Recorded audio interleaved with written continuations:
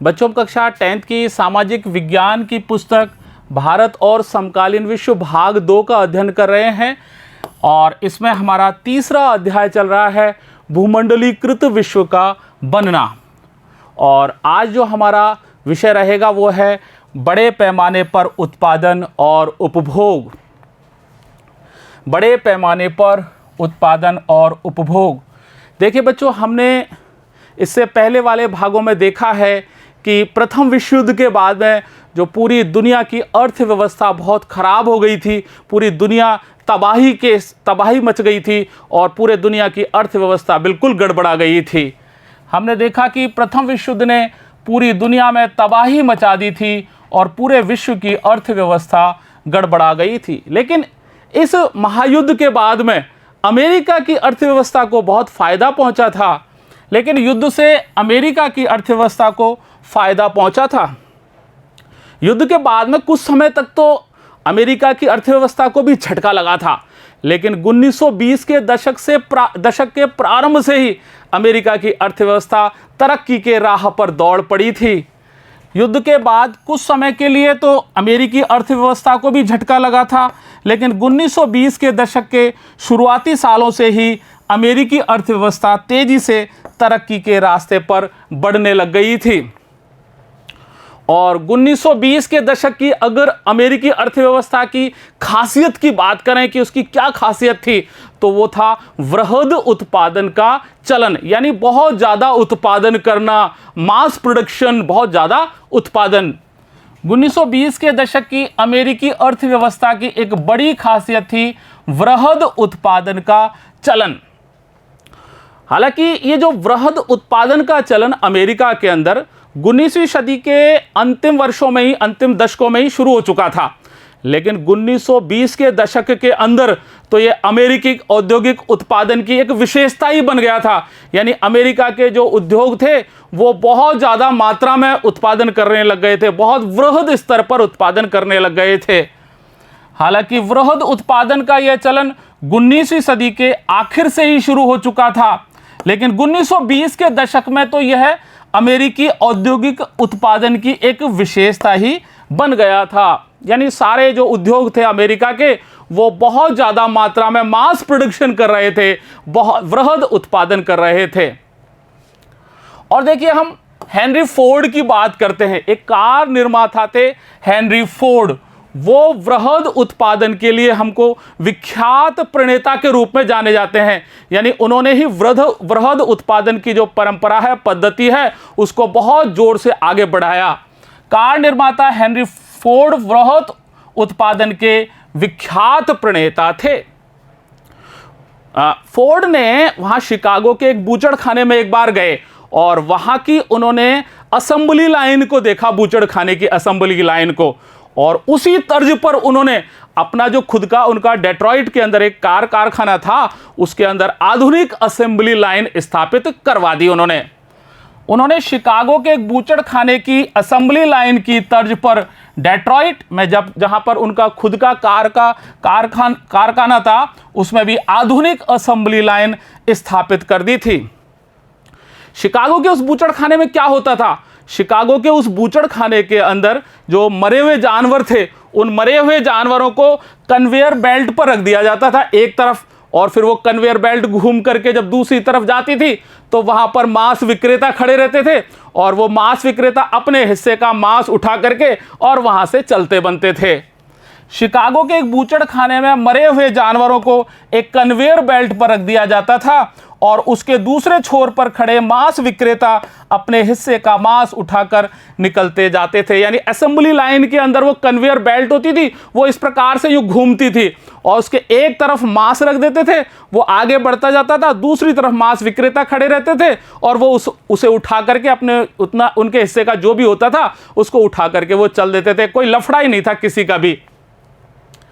यह देख करके फोर्ड को यह लगा कि गाड़ियों के उत्पादन के अंदर भी ये जो असेंबली लाइन वाला जो तरीका है उसको अगर अपना लिया जाए तो इससे दो फायदे होंगे, समय और पैसा दोनों में ही काफ़ी किफ़ायत हो जाएगी।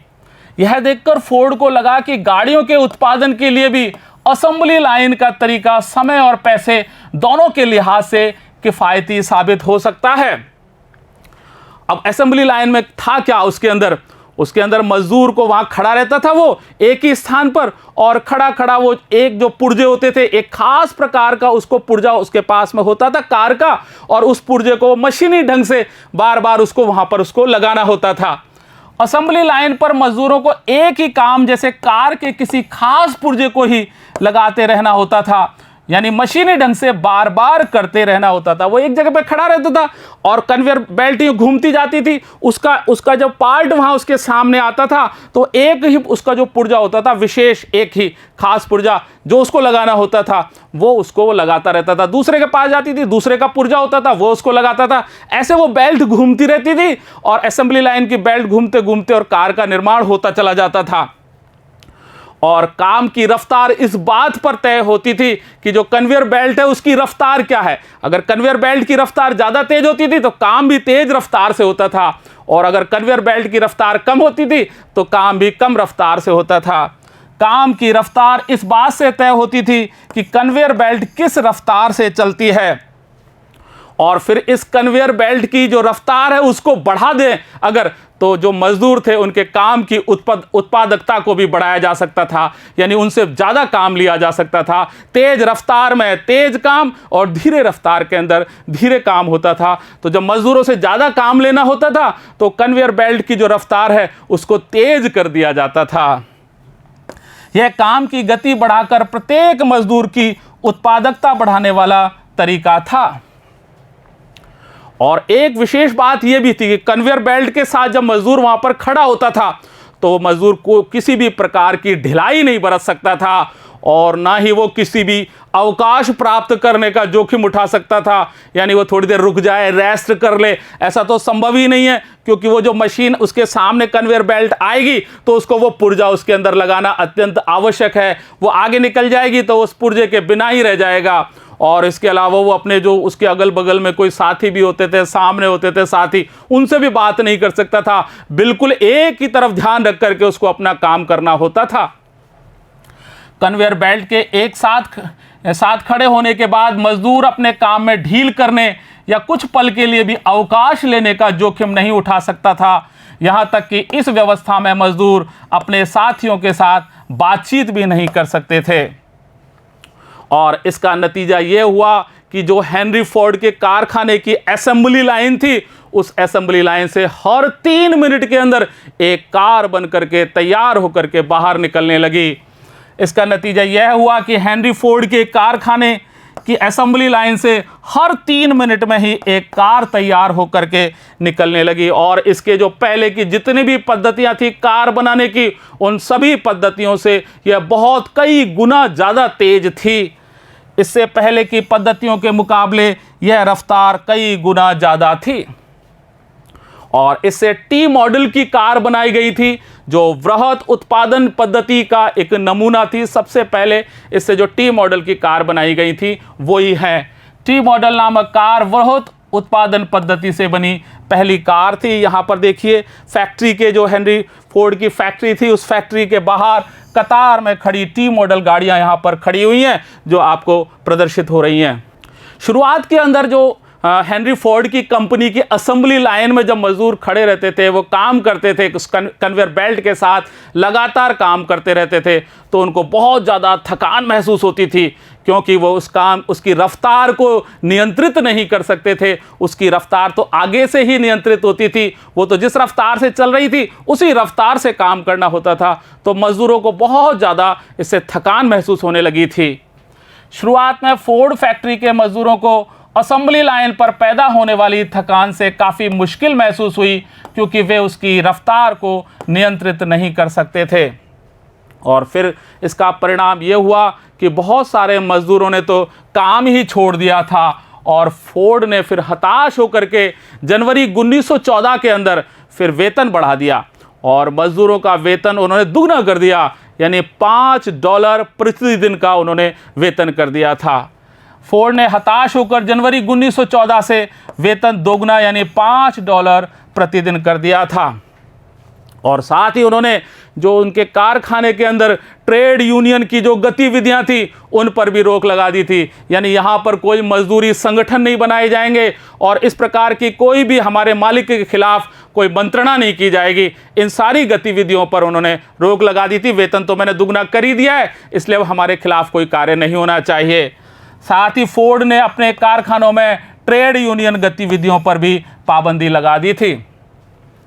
और तनख्वाह बढ़ाने के बाद में फोर्ड को जो मुनाफे के अंदर कमी आई थी, उस मुनाफे में कमी की भरपाई करने के लिए उसने असेंबली लाइन की जो रफ्तार थी वो उसको बार बार में बढ़ा देते थे, जिससे कि जल्दी गति से काम हो, ज़्यादा रफ्तार से काम हो और बहुत ज़्यादा उत्पादकता बढ़ती चली जाए।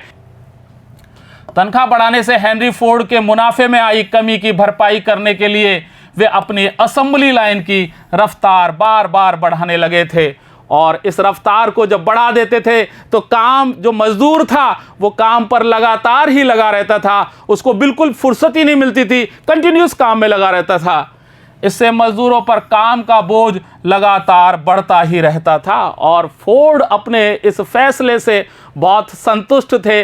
उनको लगा था कि मजदूर भी खुश हो गए, उनकी वेतन भी मैंने दुगना कर दिया और मेरा काम भी ज़्यादा हो गया, तो इसलिए मेरे मुनाफे में कोई भी कमी नहीं आई है, बल्कि मुझे लाभ ही हुआ है। और अपने इस फैसले से फोर्ड बहुत संतुष्ट थे। और उन्होंने कुछ समय बाद में कहा भी था कि लागत कम करने के लिए उन्होंने इससे अच्छा तरीका कभी भी नहीं देखा, यानी ना उन्होंने कभी किया। यानी लागत कम कर दी थी उन्होंने, किसी जो उनकी कारें बन रही थी वो कम लागत में बनने लगी थी, क्योंकि ज़्यादा मात्रा में वृहद उत्पादन होने लग गया था। कुछ समय बाद उन्होंने कहा था कि लागत कम करने के लिए उन्होंने इससे अच्छा फैसला ज़िंदगी में कभी नहीं लिया था। और फोर्ड द्वारा ये जो अपनाई गई उत्पादन पद्धति थी, इसको धीरे धीरे पूरे के पूरे अमेरिका में भी अपनाया जाने लगा। और 20 के दशक में आते आते तो यूरोप के अंदर भी इसको अपनाया गया था, यानी यूरोप में भी इस पद्धति की नकल की जाने लगी थी। फोर्ड द्वारा अपनाई गई उत्पादन पद्धतियों को जल्दी ही पूरे अमेरिका में अपनाया जाने लगा और 20 के दशक में ही यूरोप में भी उसकी नकल की जाने लगी थी। ये जो वृहद उत्पादन पद्धति थी, इस पद्धति के द्वारा जो इंजीनियरिंग सामान थे, जो इंजीनियरिंग तरीके से जो बनते थे, जो इंजीनियरिंग सामान थे, उनको बहुत ही कम लागत पर और कम कीमत पर बनाया जा सकता था। वृहद उत्पादन पद्धति ने इंजीनियरिंग आधारित चीज़ों की लागत और कीमत में कमी ला दी थी। यानी जो इंजीनियरिंग तरीके से जिन चीज़ों को बनाया जाता था, उनकी लागत भी बहुत कम हो गई थी और उनकी कीमत भी कम हो गई थी। यानी लागत कम होने से और कीमत कम होने से फिर वो बाज़ार के अंदर सभी उसको खरीदने लायक हो गए थे। और वहाँ के जो मज़दूर थे उन्होंने भी उन कारों को खरीदना प्रारंभ कर दिया और बहुत सारे मज़दूरों ने इस प्रकार की कारें खरीद ली थी। बेहतर वेतन के चलते अब बहुत सारे मज़दूर भी कार जैसी टिकाऊ वस्तुएं खरीद सकते थे। उनके वेतन भी बढ़िया हो गए थे और लागत और कीमत भी कम थी उन कारों की, तो कम कीमत के कारण वो उनको आसानी से खरीद पा रहे थे। 1919 के अंदर जहां अमेरिका के अंदर लगभग 20 लाख कारों का ही उत्पादन होता था, वो 1929 तक बढ़कर लगभग 50 लाख कार के उत्पादन पर पहुंच चुका था। 1919 में अमेरिका में 20 लाख कारों का उत्पादन होता था, जो 1929 में बढ़कर 50 लाख कार प्रति वर्ष से भी ऊपर जा पहुंचा था। और इसके साथ साथ ही अब वहाँ के लोग बहुत सारे जो आरामदायक चीज़ें थी, जैसे फ्रिज है, वॉशिंग मशीन है, ग्रामोफोन प्लेयर है, रेडियो है, ऐसे अनेक उपकरणों को भी खरीदने लगे थे, क्योंकि उनकी कीमतें कम हो गई थी और मज़दूरों की आमदनी भी बढ़ गई थी, लोगों की भी आमदनी बढ़ गई थी। इस प्रकार से वो इन चीज़ों को भी खरीदने लग गए थे। बहुत सारे लोग fridge, washing machine, radio, gramophone players आदि भी खरीदने लगे थे। इन सारी चीज़ों को वो हायर परचेज वाले व्यवस्था के तहत खरीदते थे, जिसके द्वारा वो कर्जे पर लेते थे इन चीज़ों को, और इनकी जो कीमत होती थी उनको साप्ताहिक या मासिक वो मासिक रूप से चुकाते थे, यानी उनकी वो किस्तों में चुकाते थे। ये सब चीज़ें हायर परचेज व्यवस्था के तहत खरीदी जाती थी, यानी लोग ये सारी चीज़ें कर्जे पर खरीदते थे और उनकी कीमत साप्ताहिक या मासिक किस्तों में चुकाई जाती थी। वो हर हफ्ते या हर महीने किस्त देते जाते थे। पहले कर्जे पे इन चीज़ों को खरीद लेते थे और फिर उनकी किस्त पक कर लेते थे पक्की कि भाई इतने हर महीने या हर हफ्ता के अंदर इतनी किस्त देनी है, तो वो उन किस्तों को चुकाते जाते थे और इसको हायर परचेज व्यवस्था कहा जाता था। मकानों के निर्माण होने लग गए और जब निजी मकान भी लोग खरीदने लग गए तो फ्रिज, वॉशिंग मशीन जैसे उपकरणों की मांग भी बहुत ज़्यादा बढ़ गई थी, क्योंकि जब खुद के मकान हो गए तो लोग बाग इन उपकरणों की आवश्यकता महसूस करने लग गए थे। मकानों के निर्माण और निजी मकानों की संख्या में वृद्धि से भी फ्रिज, वॉशिंग मशीन आदि उपकरणों की मांग में भी इजाफा हुआ था। यद्यपि जो ये मकान खरीदते थे या निर्माण करवाते थे, इन सब कामों को वो कर्जे पर ही करते थे, कर्जा लेकर के उससे ही बनवाते थे या निर्माण करवाते थे। घरों का निर्माण या खरीदारी भी कर्जे पर ही की जा रही थी। और 1920 के दशक में ये मकान या भवन निर्माण के द्वारा जो उछाल आया था अमेरिका के अंदर, उससे अमेरिका की संपन्नता साफ तौर पर दिखाई देने लगी थी। 1920 के दशक में आवास और निर्माण में आए इस उछाल से अमेरिकी संपन्नता बढ़ी थी। और जब मकानों का निर्माण भी प्रारंभ हो गया और घरेलू जरूरत की जो चीज़ें थी उनकी आवश्यकता होने लग गई थी, तो रोजगार में भी वृद्धि हुई और मांग में भी वृद्धि हुई। मकान बनाने के कारण या उपकरणों को बनाने के कारण रोजगार मिलने लग गए थे लोगों को और उनकी जो मांग थी वो भी बढ़ने लग गई थी। मकानों के निर्माण और घरेलू जरूरत की चीज़ों के खरीदने से रोजगार और मांग दोनों ही बढ़ रहे थे। और देखिए, जब उपभोग बढ़ रहा था तो निवेश भी ज़्यादा होने लग गया, क्योंकि जब उपभोग ज़्यादा हो गया, मांग ज़्यादा हो गई, तो उसमें पैसा ज़्यादा लगाने लग गए थे, निवेश बढ़ रहा था। और जब निवेश बढ़ रहा था तो रोजगार में भी बहुत ज़्यादा वृद्धि हुई, और जब रोजगार के अंदर वृद्धि हुई तो लोगों की आमदनी भी बहुत बढ़ने लगी थी। उपभोग बढ़ रहा था तो ज़्यादा निवेश की ज़रूरत हो गई, जिससे और नए रोजगार और आमदनी दोनों में वृद्धि होने लगी थी। लोगों को रोजगार मिलने लगे थे, उनकी आमदनी बढ़ने लगी थी। और आप ये देख लीजिए कि 1923 के अंदर पूरे विश्व को अमेरिका के द्वारा ही जो पैसा दिया जाता था, कर्जे पर पैसा दिया जाता था, अमेरिका के द्वारा ही मिलता था। और वो देश पूरे विश्व का सबसे बड़ा कर्जदाता देश बन गया था, यानी सारे देश उससे कर्ज लेते थे। 1923 में अमेरिका शेष विश्व को पूंजी का निर्यात दोबारा करने लगा था। पहले वो करता ही था, बीच में बंद हो गया था, फिर दोबारा वो पैसे का, पूंजी का निर्यात करने लग गया था और वह दुनिया में सबसे बड़ा कर्जदाता देश बन गया था। और अमेरिका के द्वारा आयात करने और पूंजी का निर्यात करने, ये दोनों काम जब उसने प्रारंभ कर दिए थे तो यूरोप की अर्थव्यवस्थाएं जो बिल्कुल गड़बड़ा चुकी थी वो भी अब पटरी पर आने लग गई थी, उनमें भी सुधार आने लगा था। अमेरिका द्वारा आयात और पूंजी निर्यात ने यूरोपीय अर्थव्यवस्था को भी संकट से उबरने में मदद दी थी। और देखिए, अगले 6 वर्ष तक विश्व व्यापार में और आय वृद्धि दर, इन दोनों के अंदर बहुत ज़्यादा बढ़ोतरी हुई थी। अगले 6 साल में विश्व व्यापार और आय वृद्धि दर में काफ़ी सुधार आया था, विश्व व्यापार काफ़ी बढ़ गया था, लोगों की आय भी बहुत बढ़ गई थी। इन दोनों चीज़ों के अंदर बहुत ज़्यादा बढ़ोतरी हुई थी।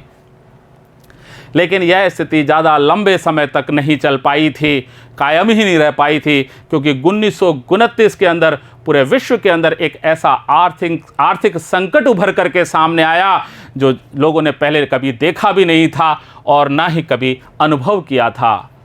लेकिन यह स्थिति लंबे समय तक कायम नहीं रह सकी। 1929 तक आते आते दुनिया एक ऐसे आर्थिक संकट में फंस गई जिसका दुनिया ने पहले कभी अनुभव नहीं किया था। और बच्चों देखिए, वो आर्थिक संकट क्या था? वो आर्थिक संकट था महामंदी। इस महामंदी की शुरुआत ये जो आर्थिक संकट था महामंदी वाला, इसकी शुरुआत 1929 से हुई और 1930 के दशक के मध्य तक भी यह चलती रही थी, यानी लगभग 1935 तक यह आर्थिक संकट जारी रहा था। आर्थिक महामंदी की शुरुआत 1929 से हुई और यह संकट 1930 के दशक के मध्य तक बना रहा था। और इस दौरान दुनिया के ज़्यादातर देशों का उत्पादन, रोजगार, आय और व्यापार, इन सब के अंदर बहुत भयंकर रूप से गिरावट आई थी। लोगों की जो उत्पादन थे वो बंद हो गए थे, क्योंकि मांग ही नहीं थी चीज़ों की। रोजगार, जब मांग नहीं थी, चीज़ें नहीं बन रही थी, तो रोजगार में कमी आने लग गई थी, और जब रोजगार ही नहीं मिल रहे थे तो आय कम हो गई थी और व्यापार बिल्कुल चौपट हो गए थे, और ये आर्थिक महामंदी थी। इस दौरान दुनिया के ज़्यादातर हिस्सों के उत्पादन में, रोजगार में, आय में और व्यापार में भयानक गिरावट दर्ज की गई थी। यद्यपि अलग अलग देशों के अंदर इसका समय और असर अलग अलग रहा था, यानी किसी देश में इसका असर ज़्यादा था तो किसी देश में इसका असर कम था, और समय भी अलग अलग रहा। कहीं पे कब आई, कहीं दूसरे समय में कब आई। 1929 से लेकर के 1935 तक के बीच में अलग अलग समय पर अलग अलग देशों में आई थी, और उनका असर भी अलग अलग रहा था। इस मंदी का समय और असर सब देशों में एक जैसा नहीं रहा था, लेकिन फिर भी ये कहा जा सकता है कि जो कृषि क्षेत्रों पर और कृषि क्षेत्रों से जुड़े जो समुदाय थे, उन पर इसका सर्वाधिक असर हुआ था, चाहे वो दुनिया के किसी भी क्षेत्र के थे। लेकिन ऐसा माना जा सकता है कि कृषि क्षेत्रों और समुदायों पर इसका सबसे बुरा असर पड़ा था। कृषि क्षेत्रों, कृषि से जुड़े हुए जो क्षेत्र थे और कृषि से जुड़े हुए जो समुदाय थे, उन पर ही इसका सबसे ज़्यादा असर पड़ा था। और इसका कारण क्या था? इसका कारण ये था कि औद्योगिक उत्पादों की बजाय, औद्योगिक जो उत्पाद थे उनकी बजाय कृषि उत्पादकों की जो कीमत थी, उन कीमतों में बहुत ज़्यादा लंबे समय तक और बहुत ज़्यादा मात्रा में कमी पाई गई थी। यानी उनकी ना तो कीमतें बढ़ रही थी और बहुत लंबे समय तक कीमतें नहीं बढ़ रही थी कृषि उत्पादों की, जबकि औद्योगिक उत्पादों में इतना ज़्यादा अंतर नहीं रहा था।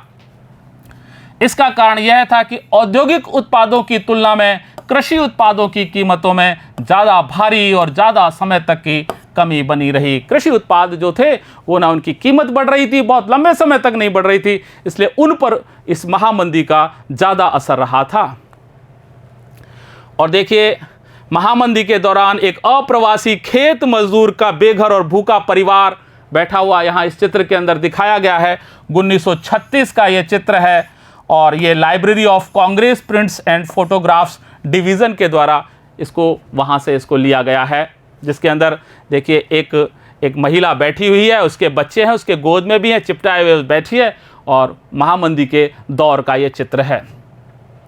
यह चित्र लेने वाली डोरोथी लैंग ने इस भूखी माँ के साथ अपनी मुलाकात के क्षणों को याद करते हुए बहुत साल बाद कहा था। यानी वो भूखी हुई बैठी थी वो स्त्री सामने, और वो डोरोथी लैंग उनसे मिलने के लिए वहाँ गई थी। उसको देख करके वो उसकी तरफ चुंबक की तरह खिंचती हुई चली गई थी। मैंने इस भूखी लाचार औरत को देखा और मानो किसी चुंबक से खिंची मैं उसकी ओर बढ़ती चली गई थी। वो डोरोथी लैंग कहती है कि मैंने ना तो उसका नाम पूछा और ना ही उसके अतीत के बारे में उससे कोई सवाल किए थे। मैंने ना तो उसका नाम पूछा, ना उसके अतीत के बारे में सवाल किए। उसने मुझे अपनी उम्र बताई। उसने कहा कि मेरी उम्र 35 वर्ष है। यानी जो औरत थी उसने अपनी उम्र डोरोथी लैंग को बताई थी कि वो मेरी उम्र 35 साल की है। उसने मुझे अपनी उम्र बताई। उसने कहा कि उसकी उम्र 35 साल है, और उसने कहा कि वे लोग, यानी वो और उसके जो बच्चे थे, उसके साथ में 7 बच्चे थे, वो आसपास के खेतों में जाड़ों में जमी हुई जो सब्जियां थी उनको ले आते थे, या उसके बच्चे जो थे वो परिंदों को मार करके लाते थे, उससे ही वो अपना खाने पीने का इंतज़ाम करते थे। वे लोग आसपास के खेतों में जाड़ों से जमी हुई पड़ी सब्जियों और उन परिंदों के सहारे जिंदा हैं जिन्हें उनके बच्चे मार लाते हैं। यानी सर्दियाँ पड़ रही थी, उसके अंदर वहाँ जाड़ों के अंदर सब्जियाँ अंदर जम जाती थी खेतों के अंदर, उनको उखाड़ करके लाते थे, निकाल करके लाते थे, उससे काम चलाते थे। यहाँ जो कोई छोटे मोटे परिंदे वहाँ उड़ते रहते थे तो उसके जो छोटे बच्चे थे उनको मार करके उससे अपना भोजन का काम चलाते थे। बहुत गरीबी थी महामंदी के इस दौर के अंदर। वो वहाँ बैठी थी अपने बच्चों को चिपटाए। शायद उसे लगता था कि मेरी तस्वीर उसकी कोई मदद कर सकती है, इसलिए उसने मेरी मदद करती थी। उस जो महिला जो बैठी हुई थी उसको ऐसे लगता था कि डोरोथी लैंग जो उसकी फ़ोटो खींच रही है, तस्वीर बना रही है, इस तस्वीर के द्वारा उस महिला की कोई मदद हो जाएगी, इसलिए वो भी उसके साथ तैयार हो गई थी। उसको अपने आराम से उसने फ़ोटो खींचने दिया था, उसकी वो मदद कर रही थी। महामंदी के कारणों पर बात करते हैं तो बच्चों, हम पहले ही देख चुके हैं कि जो प्रथम विश्व युद्ध हुआ था, उस प्रथम विश्व युद्ध के अंदर के बाद में पूरे विश्व की जो अर्थव्यवस्था है वो बहुत कमज़ोर हो गई थी। हम पहले ही देख चुके हैं कि प्रथम विश्व युद्ध के बाद विश्व अर्थव्यवस्था कितनी कमज़ोर हो गई थी। और इस महामंदी के अगर हम कारणों को देखें तो इसके मुख्य रूप से दो कारण हैं। कृषि क्षेत्र के अंदर अति उत्पादन, यानी बहुत ज़्यादा उत्पादन होने लग गया था कृषि क्षेत्र के अंदर, एक तो कारण यह है। और दूसरा कारण है अमेरिका द्वारा कर्ज वसूली, यानी जो अमेरिका ने कर्ज दे रखा था दूसरे देशों को, उसको वापस वसूल करने लग गया था। एक कारण यह है। इस प्रकार से ये दो कारण हैं इस महामंदी के। कृषि क्षेत्र में अति उत्पादन की बात करें तो देखो बच्चों, जब कृषि क्षेत्र के अंदर बहुत ज़्यादा उत्पादन होने लग गया था तो बहुत ज़्यादा उत्पादन होने से उसकी कीमतें गिरने लग गई थी उत्पादों की, और कीमतें गिरने लग गई तो चारों तरफ स्थिति बहुत ही खराब हो गई थी। कृषि उत्पादों के अधिक उत्पादन से उनकी कीमतें गिरने लगी, जिसके कारण स्थिति खराब हो गई थी। और जब कीमतें गिरी तो किसानों की आय कम हो गई थी। आय कम हो गई तो उन्होंने अपनी आमदनी बढ़ाने के लिए उत्पादन को और भी ज़्यादा बढ़ा दिया था, जिससे उनकी आय का स्तर बना रह सके। कीमतें गिरी और किसानों की आय घटने लगी तो आमदनी बढ़ाने के लिए किसान उत्पादन बढ़ाने का प्रयास करने लगे, जिससे ज़्यादा माल से ही वे अपना आय स्तर बनाए रख सकें। यानी अब माल की कीमत घट गई थी, तो माल की कीमत घट गई तो किसानों की आय कम हो गई थी, और किसानों की आय कम हो गई। अब उनको तो उतना तो ज़रूरी था जितना पहले उनको वो कमाते थे, उतनी आय स्तर को बनाए रखना ज़रूरी था, तो उन्होंने माल का उत्पादन ज़्यादा करना प्रारंभ कर दिया था। और जब माल ज़्यादा उत्पादन होने लग गया तो बाज़ारों के अंदर माल ही माल आ गया, उसकी आवक या आमद बहुत ज़्यादा हो गई थी बाज़ारों के अंदर, और जो पहले कीमत थी उससे भी कीमत नीचे आ गई थी।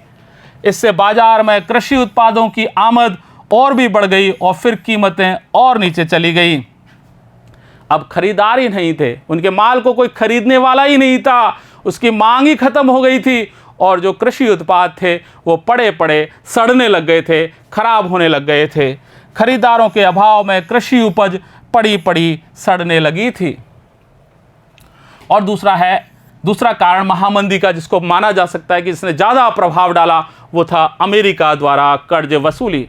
1920 के दशक में अमेरिका सभी देशों को जो भी उनसे मांगता था उनको वो कर्ज देता रहा, और वो जो देश थे वो उससे अपनी ज़रूरतों को पूरा करते रहे थे। 1920 के दशक के मध्य में बहुत सारे देशों ने अमेरिका से कर्जे लेकर अपनी ज़रूरतों को पूरा किया था।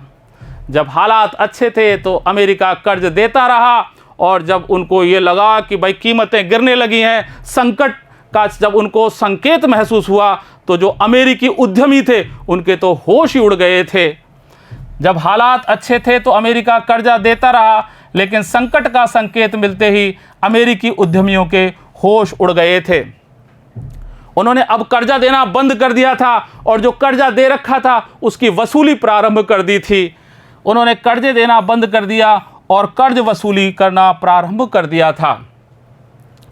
और फिर क्या हुआ कि 1928 का जो साल था उसमें उसके जो प्रथम जो 6 माह थे उनके अंदर अमेरिका का जो विदेशों पे कर्जा था वो $1 अरब था, जो साल के ख़त्म होते होते चौथाई रह गया था। यानी उन्होंने कर्जे वापस लेना प्रारंभ कर दिया था, और जो कर्जे दे रखे थे उनको वापस लेना प्रारंभ कर दिया था, और नए कर्जे देना बंद कर दिया था। 1928 के प्रथम छमाही तक विदेशों में अमेरिका का कर्जा $1 अरब था, जो साल के अंत होते होते घटकर केवल चौथाई रह गया था। और बहुत सारे देश जो अमेरिका के कर्जे पर ही निर्भर रहते थे उनके सामने तो बहुत भयंकर संकट आ गया, क्योंकि उसने तो कर्जा देना ही बंद कर दिया था। जो देश अमेरिकी कर्जे पर सबसे ज़्यादा निर्भर थे उनके सामने गहरा संकट आ खड़ा हुआ था। अब बच्चों देखिए मंदी का प्रभाव क्या हुआ सभी जगह पर। अगर हम मंदी के प्रभाव की बात करें तो भले ही इस मंदी का प्रभाव सभी देशों पर एक जैसा नहीं रहा था, लेकिन अमेरिका ने जब अपना पैसा पूंजी सब जगह से वापस ले ली थी तो इसका असर पूरी दुनिया पर ही हुआ था।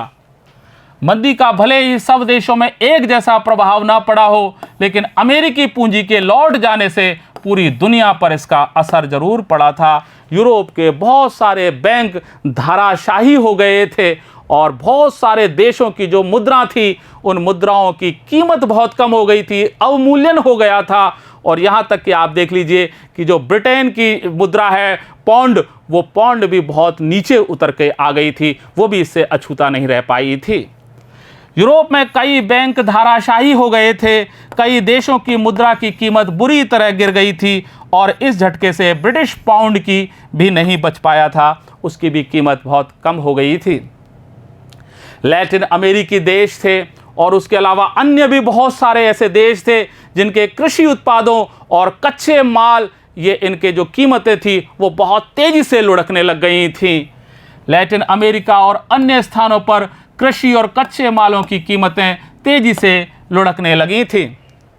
अमेरिकी सरकार ने तो अपनी इस महामंदी के दौरान अपनी अर्थव्यवस्था को बनाए रखने के लिए कि उनकी अर्थव्यवस्था खराब ना हो, तो विदेशों से जो वो आयात करते थे उसके ऊपर उन्होंने जो सीमा शुल्क लगा रखा था उस सीमा शुल्क को दुगना कर दिया, बहुत ज़्यादा बढ़ा दिया। और अमेरिका के इस फैसले से पूरी जो विश्व की अर्थव्यवस्था थी, जो विश्व व्यापार था, वो विश्व व्यापार को बहुत संकट हो गया था, बहुत समस्या खड़ी हो गई थी।